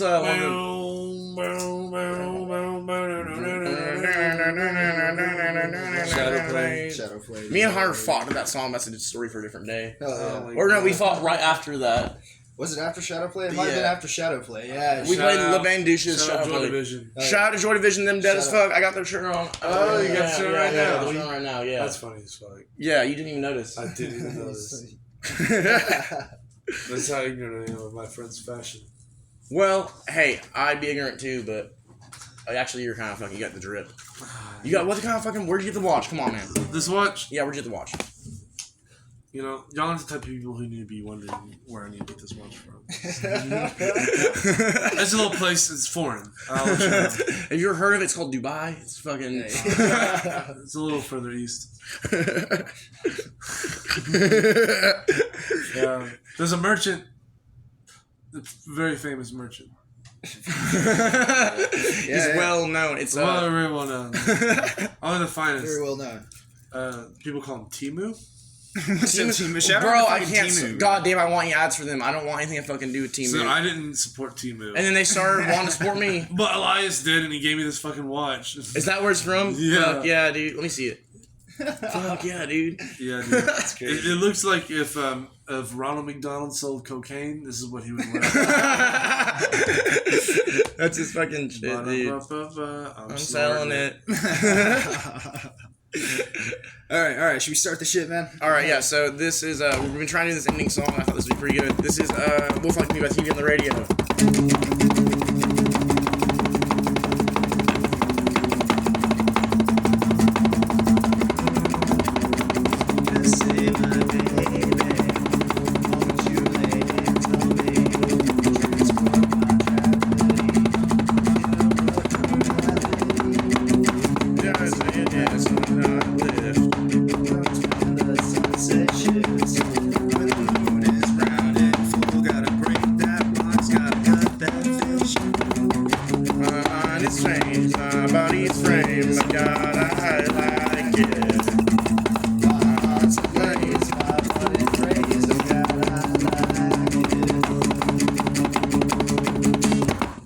All right, thanks guys. See y'all soon.